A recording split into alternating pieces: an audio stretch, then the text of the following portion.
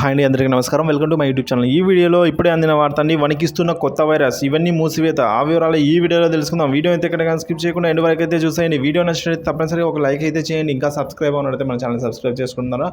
నేను చేసే ప్రతి ఒక్క అప్డేట్ న్యూస్ ముందుగా మీ వరకు అయితే రీచ్ అవుతుంది. ఆలోచించకుండా మనం వివరాలకైతే వెళ్ళిపోదాం.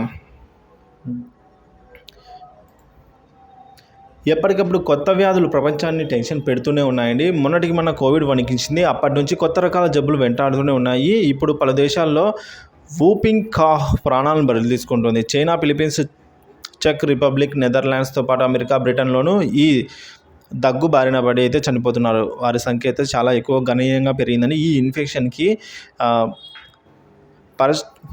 పర్ట్యూస్ అనే ఒక శాస్త్రీయ నామం అయితే ఉందండి. వైద్యులు ఈ విధంగా వెల్లడించారు ఆ పేరు. సో ఈ ఇన్ఫెక్షన్ని ముందస్తుగా గుర్తించడం సవాలే అని, ముఖ్యంగా చిన్నారులకే ఎక్కువగా సోకే ప్రమాదం ఉందని హెచ్చరిస్తున్నారు. ఈ ఏడాది మొదటి 2 నెలల్లో చైనాలో 13 మందికి ఇన్ఫెక్షన్ సోకి ప్రాణాలు కోల్పోయారని, మొత్తంగా ఆ దేశంలో ఇప్పటి వరకు 32,380 కేసులు నమోదయ్యాయి. అంతకు ముందు ఏడాదితో పోలిస్తే ఇది 20 రెట్లు ఎక్కువ అండి. ఇక ఫిలిప్పైన్స్లో ఈ వారం రోజుల్లోనే కేసుల సంఖ్య మరింత విపరీతంగా పెరిగింది. ఈ ఏడాది మొదటి 3 వారాల్లోనే 54 మంది, అంటే చూసుకోవచ్చండి మనము, మొదటి 3 వారాల్లోనే 54 మంది చనిపోయారంటే గతంతో పోలిస్తే ఇక్కడ కేసుల సంఖ్య 34 రెట్లు అయితే పెరిగింది.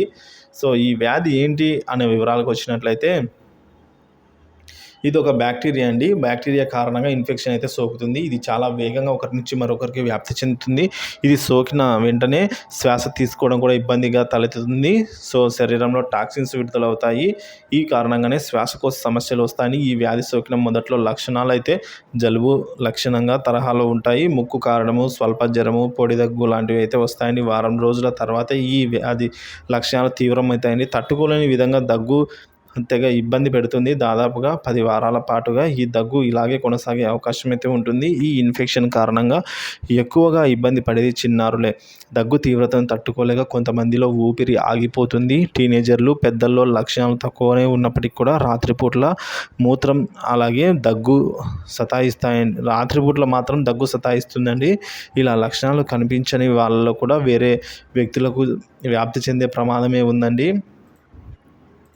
ఈ వ్యాధికి ప్రస్తుతానికైతే ప్రత్యేక ట్రీట్మెంట్ అంటూ ఏమీ లేదు.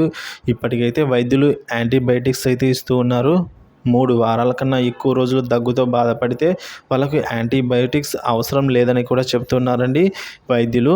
అలాంటి వాళ్ళలో బ్యాక్టీరియా ఉండదని, అది వెళ్ళిపోయిన తర్వాత కూడా దగ్గు అనేది కంటిన్యూ అవుతుందని అయితే వివరిస్తున్నారు. సో చైనాలో డిప్తేరియా అలాగే టెటానస్ని ట్రీట్ చేసేందుకు వ్యాక్సిన్లు ఇస్తున్నారు. వీటిని వ్యూపింగ్ కాఫ్ ఇన్ఫెక్షన్కి అందిస్తున్నారు. అమెరికాలో ఇప్పటికీ 2 వ్యాక్సిన్లు అందుబాటులోనే ఉన్నాయి. యూకేలో ఇప్పటికే వ్యాక్సిన్ కొనసాగుతోంది. ఫిలిప్పైన్స్లో మాత్రం వ్యాక్సిన్ల కొరత ఉంది అండి. సో ఈ నెల వరకు ఇదే విధంగా కొనసాగే వ్యాక్సిన్ల కొరత ఉండే అవకాశం కూడా ఉందండి. సో మరైతే చాలా జాగ్రత్త పడాలి. దీని తీవ్రత మనం చూసుకున్నట్టయితే చాలా అధికంగా ఉంది. పిల్లల్లో ఎక్కువగా వస్తుంది. సో మరణం కూడా సంభవిస్తుంది అయితే అంటున్నారు. కాబట్టి ఒకసారి ముందు జాగ్రత్తలు తెప్పడాలండి.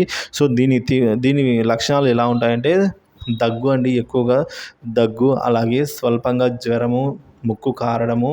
సో ఈ విధంగా అయితే ఈ వ్యాధిని గుర్తించవచ్చు.